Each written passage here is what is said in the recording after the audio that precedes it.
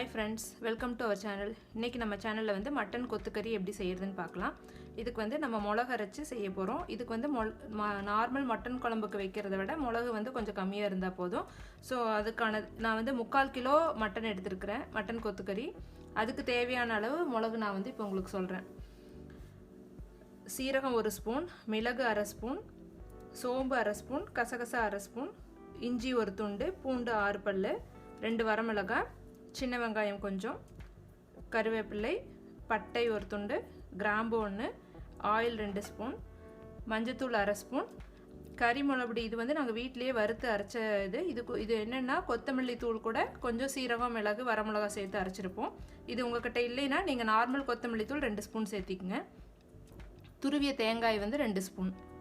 இது எல்லாத்தையும் நம்ம வணக்கிட்டு அரைச்சி ஒரு பேஸ் ரெடி பண்ணிக்க போகிறோம். அதை வந்து நம்ம கொத்துக்கறியோடு சேர்த்து எப்படி செய்யறதுன்னு பார்க்கலாம் வாங்க. இப்போ நம்ம வந்து குழம்பு தாளிக்கிறதுக்கு என்னென்ன பொருட்கள் வேணும்னு பார்த்தலாம். நம்ம ஃபஸ்ட்டு பார்த்தது வந்து மிளகு அரைக்கிறதுக்கு என்னென்ன வேணும்னு பார்த்தோம். இது குழம்பு தாளிக்கிறதுக்கு இதுக்கு வந்து 4 ஸ்பூன் ஆயில், 1/2 ஸ்பூன் கடுகு, 2 பச்சை மிளகா, கருவேப்பிலை கொஞ்சம். இது வந்து 3/4 கிலோ மட்டன் கொத்துக்கறி. நான் இந்த 3/4 கிலோவுக்கு வந்து நான் இதே கப் அளவுக்கு சின்ன வெங்காயம் எடுத்திருக்கேன். உங்கள்கிட்ட சின்ன வெங்காயம் இல்லைன்னா நீங்கள் பெரிய வெங்காயம் போட்டுக்கங்க. ஆனால் சின்ன வெங்காயம் போட்டு செஞ்சால் இந்த குழம்பு இன்னும் டேஸ்ட்டாக இருக்கும். இப்போ நம்ம மிளகுக்கு வணக்க போகிறோம். மிளகுக்கு வணக்கிறதுக்கு நான் ஒரு வடைச்சட்டி வச்சுருக்கேன். அது ஹீட் ஆனதையும் ஆயிலே சேர்த்திக்குங்க.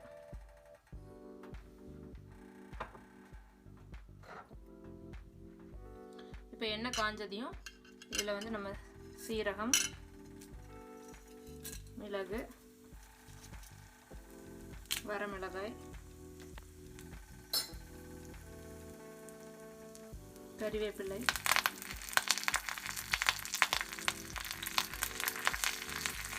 சின்ன வெங்காயம் இதெல்லாம் சேர்த்துக்கணும்.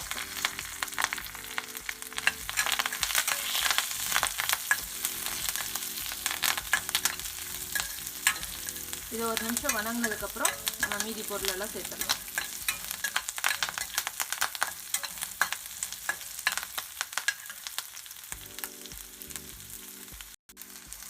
ஒரு நிமிஷம் வெங்காயம் வணங்கினது, ரொம்ப வணங்க வேண்டியதில்லை, ஒரு நிமிஷம் வணங்கினா போதும்.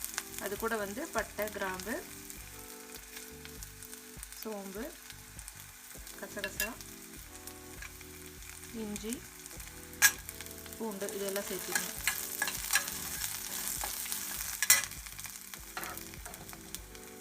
அதை சேர்த்திட்டு அது கூடவே நம்ம வந்து இந்த மஞ்சத்தூளும் மல்லித்தூளும் சேர்த்திடுறோம்.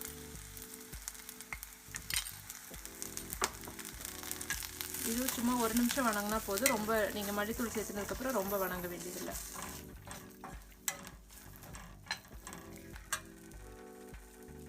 ஸோ இது கொஞ்சம் ஹீட் ஆனதையும் இது கூட நம்ம தேங்காயும் சேர்த்திடுறோம். அவ்வளோதான், நீங்கள் ஆஃப் பண்ணிடலாம். இந்த ஹீட்டுக்கு தேங்காய் வந்து வணங்கிடும். தேங்காய் சேர்த்துனதுக்கப்புறம் நீங்கள் இது பண்ண வேண்டியதில்லை, ஆஃப் பண்ணிடுங்க. இப்போ இது நல்லா ஆறுனதுக்கப்புறம் நம்ம வந்து ஒரு மிக்ஸி ஜாரில் இதை சேர்த்து அரைச்சி எடுத்துக்க போகிறோம். இப்போ வந்து நம்ம குழம்பு தாளிக்கிறதுக்கு நான் ஒரு அகலமான பாத்திரம் எடுத்துருக்கிறேன். இதில் வந்து 4 ஸ்பூன் எண்ணெய் ஊற்றிக்குங்க.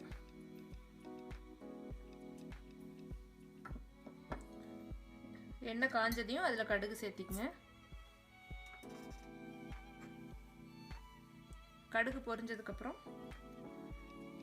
இதுக்கு வந்து நீங்கள் வெங்காயம், பச்சை மிளகாய், கருவேப்பிலை எல்லாத்தையும் நல்லா பொடியாக கட் பண்ணி வச்சுக்கணும். கொத்துக்கறி வந்து ரொம்ப பொடியாக இருக்கிறதுனால நம்ம அதே சைஸுக்கு மீதி எல்லாத்தையும் கட் பண்ணி வச்சுக்கணும். கடுகு பொரிஞ்சதையும் இதில் வந்து நம்ம பச்சை மிளகாய், கருவேப்பிலை சேர்த்துக்கிறோம். வெங்காயம் வந்து நல்லா இந்த அளவுக்கு நீங்கள் பொடியாக கட் பண்ணி வச்சுருக்கணும். கட் பண்ணி வச்ச வெங்காயத்தையும் சேர்த்திடுங்க.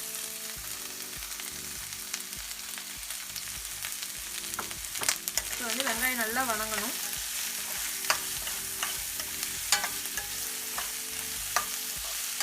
இதுலேயே நான் வந்து கூட கொஞ்சம் உப்பு சேர்த்திடுறேன்.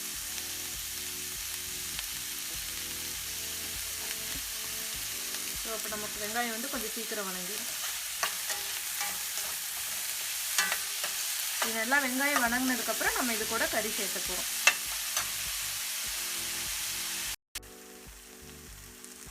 இப்போ பார்த்தீங்கன்னா நமக்கு வெங்காயம் நல்லா வணங்கிடுச்சு. இந்த ஸ்டேஜில் வந்து இப்போ நம்ம இது கூட கறியை ஆட் பண்ணிக்க போகிறோம்.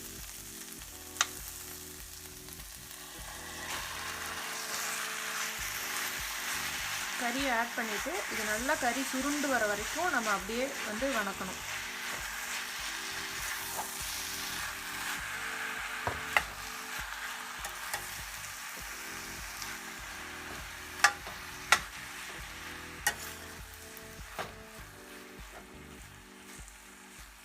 இப்போ நீங்கள் வந்து அடுப்பு கொஞ்சம் ஸ்பீடாக வச்சுக்கங்க.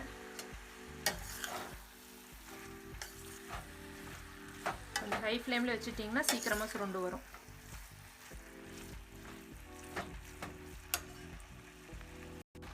இப்போ இந்த ஸ்டேஜில் கொஞ்சம் உப்பு ஆட் பண்ணிக்கங்க. அப்போ தான் கறியோடு சேர்ந்து உப்பு கலந்து நல்லா வெந்து வரும். இப்போ பார்த்தீங்கன்னா நமக்கு கறி நல்லா சுருண்டு வந்துருச்சு, நல்லா உதிரி உதிரியாக வந்துருச்சு. இந்த மாதிரி ஆனதுக்கப்புறம் இது கூட வந்து நம்ம அரைச்சி வச்ச மிளகா சேர்த்திக்கிறோம்.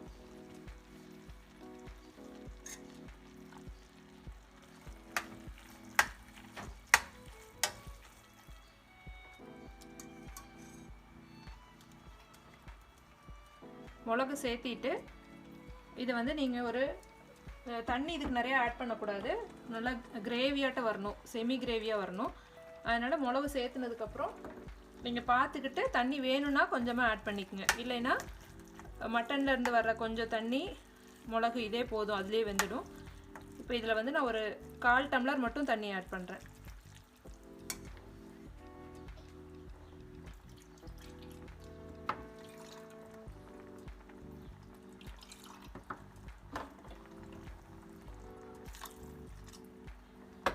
இப்போ 1/4 டம்ளர் மட்டும் தண்ணி ஆட் பண்ணிவிட்டு இதை வந்து மீடியம் ஃப்ளேமில் வச்சு நீங்கள் ஒரு மூடி போட்டு அப்படியே குக் பண்ணிடுங்க. ஒரு 15 மினிட்ஸ் அப்படியே விட்டுருங்க. அப்பப்போ நடுவில் ஒரு டைம் மட்டும் எடுத்து திறந்து பார்த்து கிளறி விட்டுக்குங்க. பார்த்தீங்கன்னா நம்மளுக்கு நல்லா கறி ரெடி வெந்து வந்துடும். மிளகு ஊற்றுனதுக்கப்புறம் ஒரு 2 to 3 மினிட்ஸ் கொஞ்சம் நல்லா கொதிக்கட்டுன்னு விடுங்க. அதுக்கப்புறமா நம்ம மூடி போட்டு மூடி வச்சிடலாம். ஒரு 3 மினிட்ஸ் நல்லா மிளகோடு சேர்ந்து கொதிச்சு வந்ததுக்கப்புறமா நீங்கள் வந்து ஒரு தட்டை வச்சு மூடி வச்சுருங்க. ஒரு 5 மினிட்ஸ் கழித்து பார்த்தீங்கன்னா நமக்கு குழம்பு நல்லா கொதிச்சிட்ருக்கும். இந்த ஸ்டேஜில் நீங்கள் உப்பு செக் பண்ணிக்கோங்க. உப்பு பத்தலைன்னா கொஞ்சம் ஆட் பண்ணிக்கோங்க. இதே மாதிரி இன்னொரு 5 to 10 மினிட்ஸ் அப்படியே மூடி வச்சு கொதிக்கி விட்டிங்கன்னா கறி வெந்துடும் நல்லா. இப்போ பார்த்தீங்கன்னா ஒரு 10 மினிட்ஸ்க்கு அப்புறம் பார்த்தீங்கன்னா கறி நல்லா நமக்கு வெந்திருக்கும். இந்த மாதிரி ஆயில் மேலே வர ஆரம்பிச்சிருக்கும். நீங்கள் கறியை டேஸ்ட் பண்ணி பார்த்துட்டு நல்லா வெந்துருச்சுன்னா மல்லி இலை போட்டு இறக்கிடுங்க. நமக்கு கொத்துக்கறி ரெடி ஆகிடும்.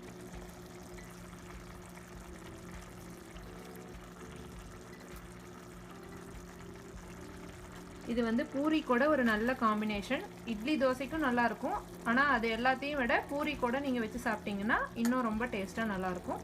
எல்லோரும் ட்ரை பண்ணி பாருங்கள். நமக்கு இப்போ பூரி ரெடி ஆகிடுச்சு. நம்ம இதை கொத்துக்கறியோட சர்வ் பண்ணிடலாம்.